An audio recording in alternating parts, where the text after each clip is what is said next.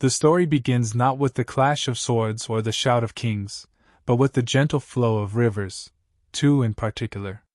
The Indus and the now vanished Sarasvati once wove through the northwest of the Indian subcontinent, carving out fertile plains where something extraordinary began to rise.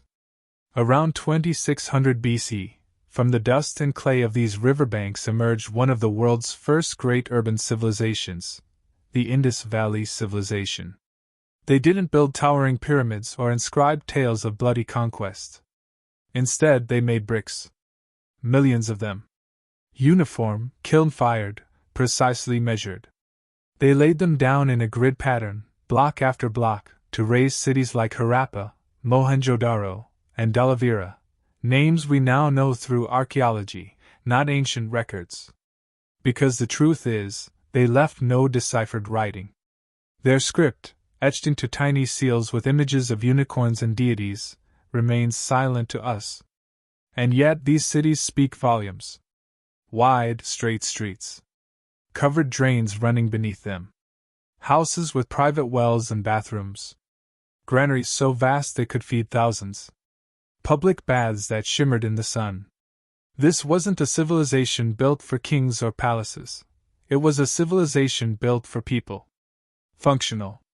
Organized. Civil. No monumental temples. No statues of all-powerful rulers. Instead, evidence points to egalitarian layouts.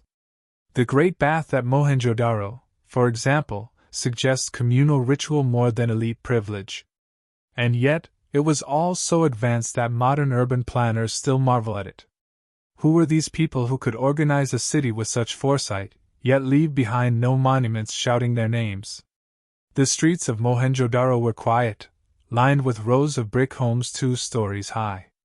Some opened into courtyards, others had staircases, suggesting second floors and maybe even rooftop gatherings.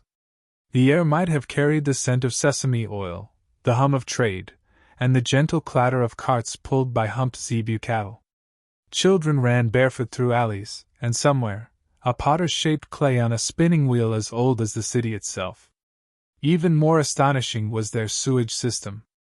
Long before Rome's aqueducts or London's underground, the people of the Indus had figured out how to channel waste away from homes. Every major house had access to a soak jar or covered drain.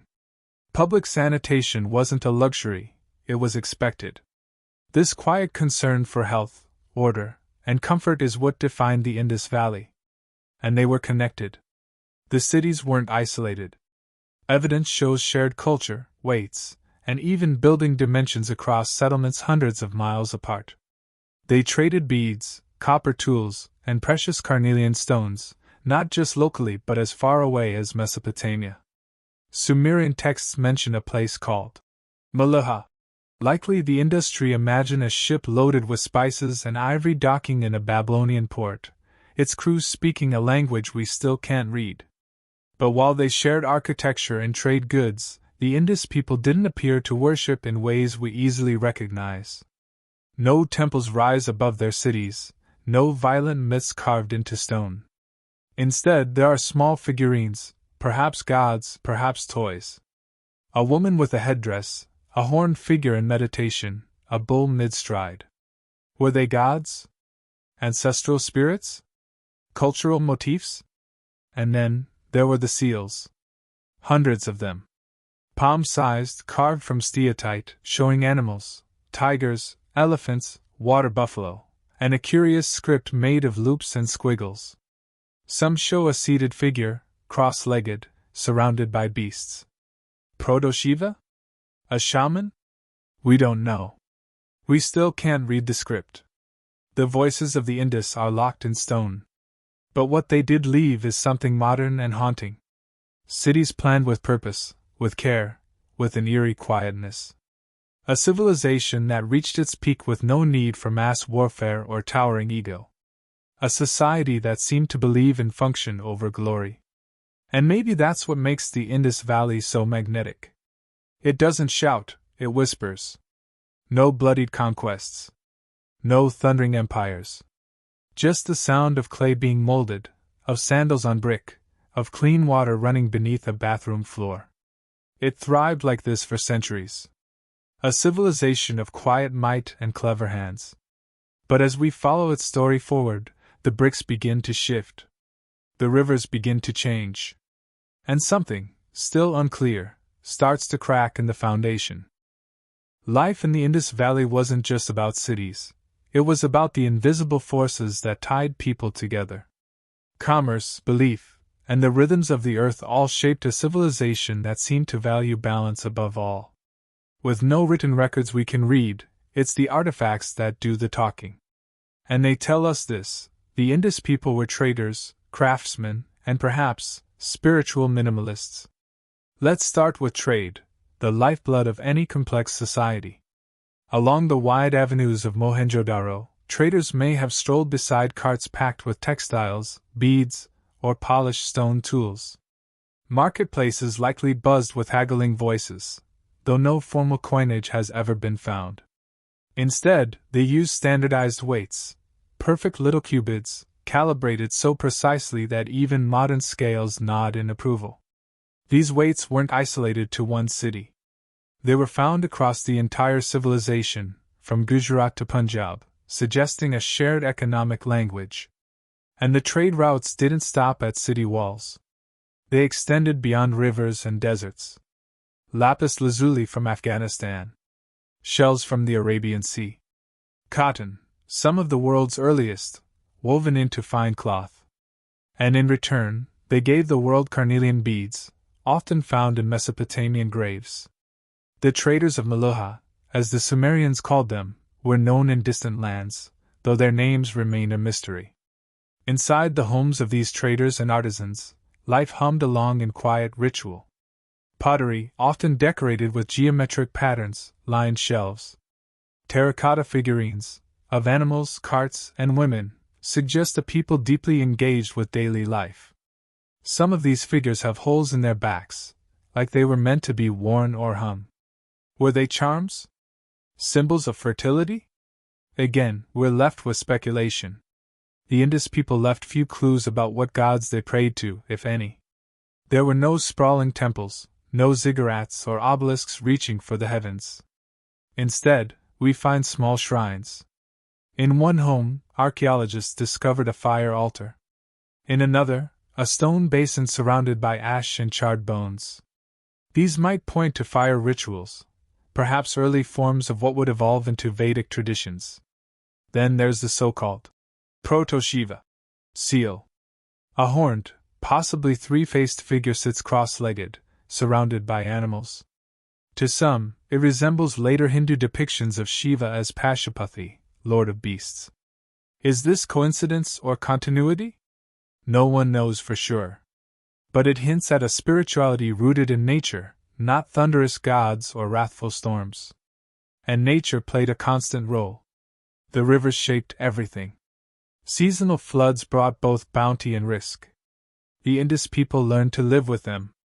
Their buildings suggest careful planning: brick platforms to lift granaries above flood levels, drains to redirect water, even reservoirs to store it. Water, in fact, seemed to have sacred value. The Great Bath of Mohenjo-Daro wasn't just plumbing, it was ceremony. Imagine this: wide steps descending into a sunken pool, lined with waterproof bricks, fed by a nearby well and drained with precision. It was likely used for ritual bathing. Cleanliness wasn't just hygienic, it was holy. Still, for all this sophistication, there's something ghost-like about their culture. No grand tombs. No personal inscriptions. No boastful statues. The people of the Indus seem to have lived in collective harmony, without elevating any one individual above the rest. The absence of royalty is almost eerie. No pharaoh, no emperor, no warrior king. Could it be that power in the Indus was decentralized?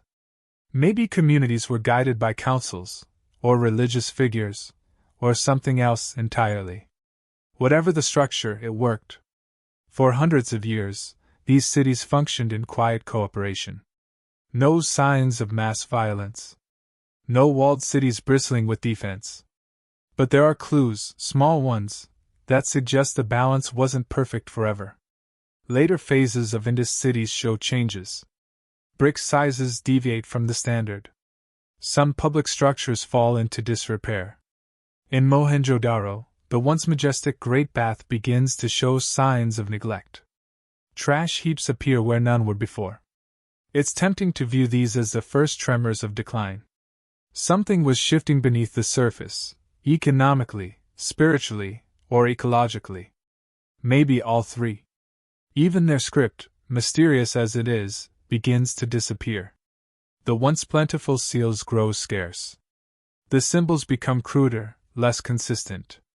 It's as if a language was being forgotten. And still, no cries of war. No cities burned to the ground. Just a civilization slowly adjusting.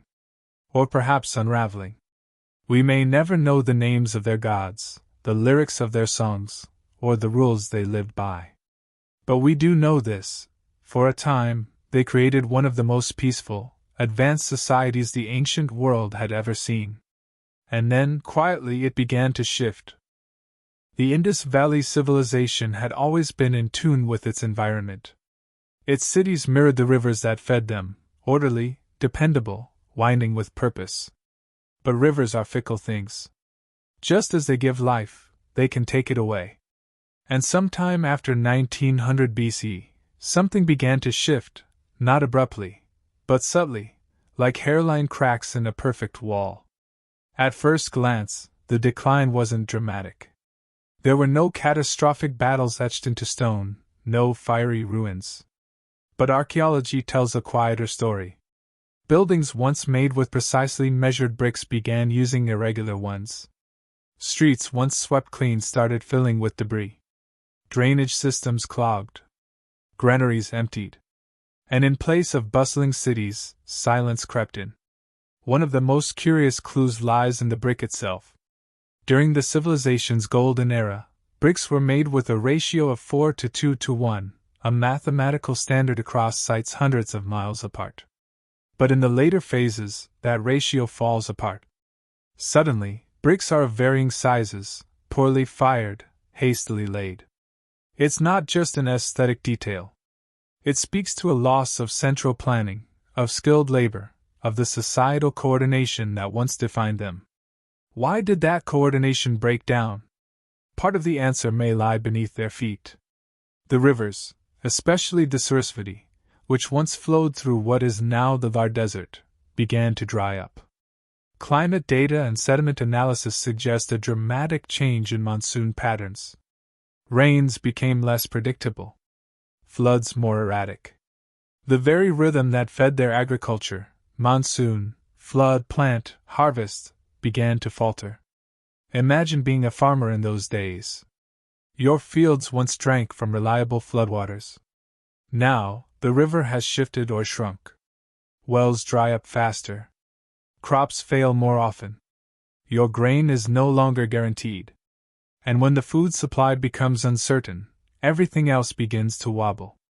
There's evidence that the urban elite, the planners, traders, and scribes, began to lose their hold. Public infrastructure like the Great Bath and granaries fall into disuse. Private houses start expanding into once public areas. That suggests a rise in individualism or perhaps desperation. The social fabric that wove the cities together begins to fray. There are also signs of migration. Some scholars believe people began abandoning major cities like Mohenjo-Daro and Harappa in favor of smaller, rural villages.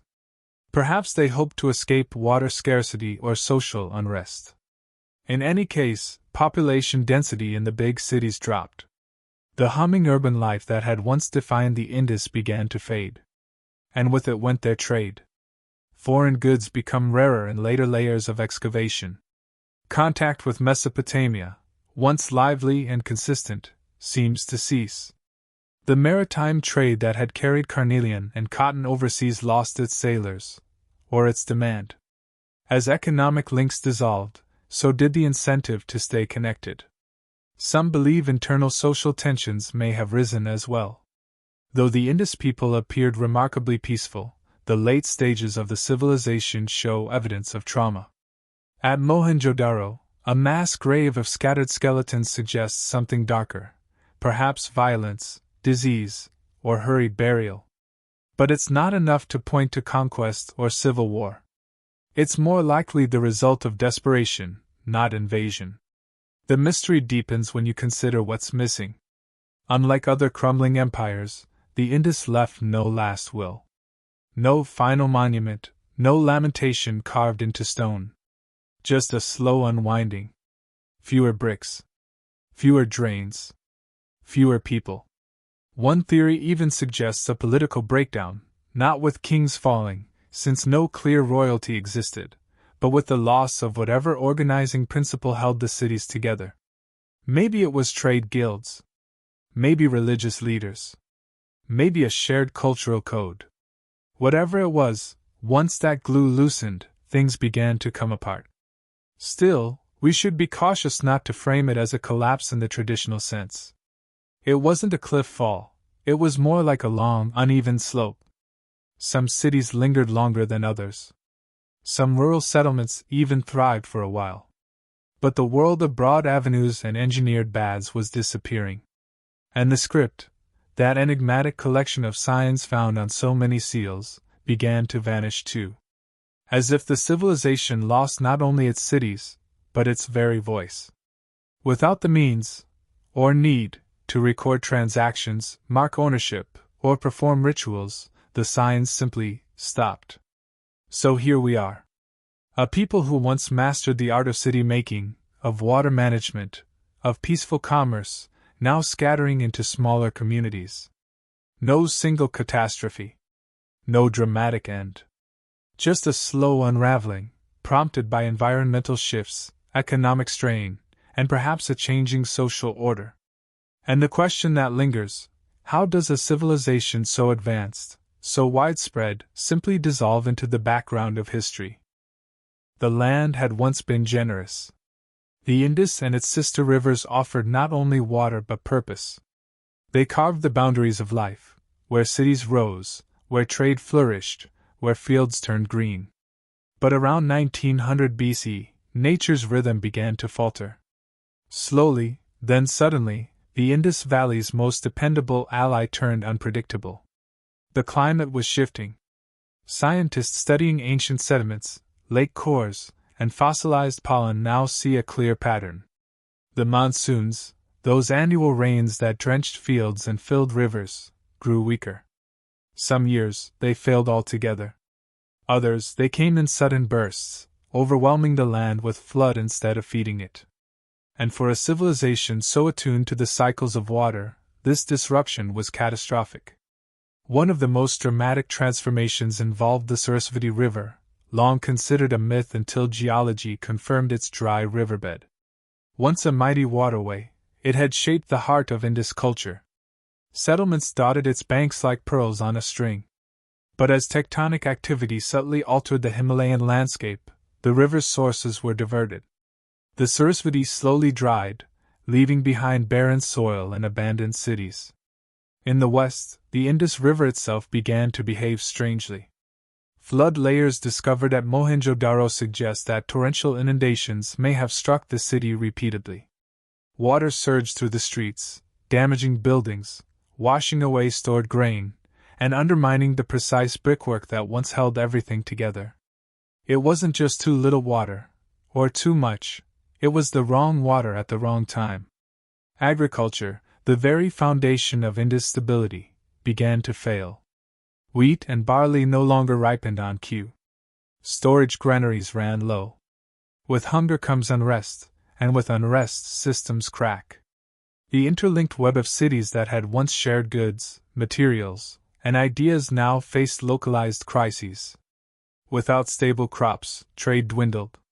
The long-distance journeys from Gujarat to Mesopotamia ceased. Port cities like Lahore quieted, their dockyards falling into disuse. People responded in the only way they could, they moved. Evidence suggests a slow, steady migration eastward, toward the Ganges plain where the monsoon remained more reliable. But that region was less urbanized at the time. The migrants traded city life for rural survival. Bricks became mud huts. Drains became ditches. Cities were not rebuilt, they were simply left behind. What's perhaps most striking is that, unlike other great collapses, this wasn't accompanied by war. There are no battle scars on the cities. No layers of ash and weaponry. The end of the Indus wasn't a scream, it was a sigh. 1,000 small decisions made by thousands of people, to move inland, to plant elsewhere, to abandon failing wells and shrinking reservoirs. Yet, for all this, some elements of the Indus world persisted. Pottery styles continued in altered form. Terracotta figurines resembling older models show up in later sites. Even certain weights and measures were carried forward. Culture doesn't vanish, it mutates. And though the cities dissolved, their shadow lingered in the traditions of those who followed. Archaeologists have debated whether the Aryan migration, a movement of Indo-European speaking peoples into the subcontinent, played a role in this decline. Some theories once suggested an invasion. But the evidence for that is thin and fading. It's more likely that by the time these new cultures arrived, the Indus cities were already ghosts. What they found were scattered villages and fading echoes, not bustling metropolises. Still, those newcomers absorbed what remained. Perhaps they repurposed bricks from old walls, borrowed farming techniques, or remembered legends passed down from elders who once lived beside the Great Bath. And then there's disease. Some researchers point to the possibility that changing water conditions and urban crowding could have sparked outbreaks. Mohenjo-Daro's skeletal remains, haphazardly buried, some showing signs of trauma, may point to a society in distress. Not war, but something more internal. A breakdown of order, a wave of illness, or simply the desperation of abandonment. But nature was the main antagonist. The same rivers that had once granted power and prosperity now grew fickle and cruel. Crops failed not once, but for generations. And unlike kingdoms ruled by monarchs who could mobilize national resources, the Indus lacked centralized control. That had once been its strength: local autonomy, egalitarian planning. In times of prosperity, it worked beautifully. But in crisis, coordination failed. It's a pattern that echoes in later history, how the systems we build in peace may not endure the pressures of change. How even the most orderly societies depend on a fragile relationship with nature. And how collapse doesn't always come with fire and blood, but with the slow withdrawal of rain. By 1300 BC, the Indus Valley Civilization was no more. The brick cities were silent. The ports no longer bustled. The seals no longer stamped goods with unreadable signs. And yet, the memory lingered, in the ground, in the ruins, and perhaps, in the whispered stories of those who had once lived there. The fall of the Indus Valley Civilization didn't look like the cinematic collapses we're used to. There were no flaming walls, no toppling statues of kings, no sacking armies. Instead, it faded the way a well-used path disappears when no feet tread it anymore, slowly, quietly, and completely. Take Mohenjo-Daro, once a city of 20 or 30,000 people. Its wide, straight streets, so carefully laid out, began to buckle. Not with sudden violence, but with time. Silt from flooding crept in, clogging drains and burying lower floors. Roofs caved under neglect. Courtyards filled with dust. And eventually, the people left. We don't know if they left all at once, in one last wagon train under a pale sky, or if they trickled out, family by family, chasing rain that no longer came. What we do know is that by 1300 BC, the great cities of the Indus were abandoned. And what replaced them wasn't another empire. There was no phoenix rising from the bricks. Instead, smaller villages appeared, simpler, more self-sufficient. The massive public baths were gone. So were the uniform bricks and elaborate drainage systems. These weren't just new homes, they were new ways of living, born of necessity.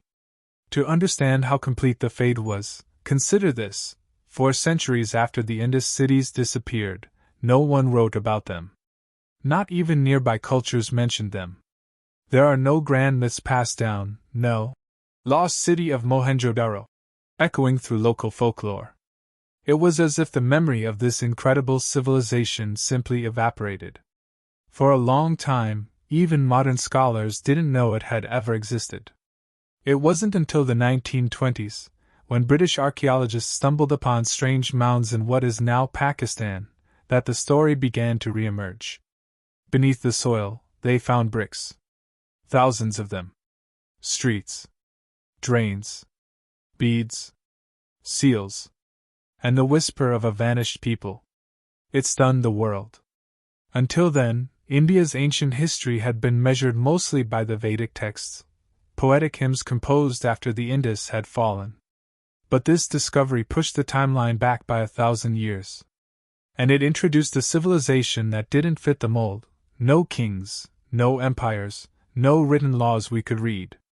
Just incredible design, quiet order, and a puzzling absence of ego. The slow fade of the Indus Valley Civilization forces us to reconsider what a collapse really means. It wasn't a failure of intelligence. Their engineering still inspires awe. It wasn't a failure of morality. There's no sign of internal cruelty or chaos. It was, most likely, a failure of environment and adaptability. When the rivers dried and the rains changed, so too did the rhythm of life. And maybe that's the most haunting part. The people of the Indus weren't overthrown, they were outlived by their environment. Their cities were masterpieces of design, but design can't stop a river from moving. Their communities were stable, but stability can't bring back rain. Yet they didn't vanish without leaving something behind. The art of town planning. The importance of sanitation. The early threads of spiritual thought that may have evolved into later South Asian traditions. Even their absence shaped the cultures that followed, carving a silent space in the timeline that others filled in new ways. There's also something deeply human about how it all ended. When faced with catastrophe, they didn't fight to the death or build temples to plead with the gods. They adapted. They moved. They tried, in their own way, to survive. Maybe that's why the ruins still feel alive to us. They're not just dead cities. They're reminders that human achievement isn't always measured in monuments, but in systems that work, for a while. That even the most brilliant societies can fall silent, not because they failed, but because the world around them changed faster than they could. So picture this: a brick lying half buried in the sand, shaped by hands 4,000 years gone. It once supported a wall that held up a home, or a granary, or maybe even a bath where someone washed away the day's dust. Now it lies under open sky, wind-scoured and cracked. And yet it endures. The people are gone. Their script is unreadable. Their gods unnamed. But their legacy, of organization, balance, and quiet innovation, still whispers through time. The end wasn't fire. It wasn't conquest. It was simply the slow fade to dust. The Indus Valley Civilization didn't leave behind epic poems or towering statues, but it did leave echoes, buried beneath layers of soil and silence. As modern archaeologists piece together fragments of fired brick, etched seals, and weathered figurines, they're reconstructing a picture that's more than just historical curiosity. It's a mirror. One that reflects not just who they were, but who we are, and what we might become. Take their cities. Even in ruins, there's something astonishingly modern about them. Grid layouts. Efficient drainage. Zoning. Waste management. These weren't crude settlements cobbled together with trial and error.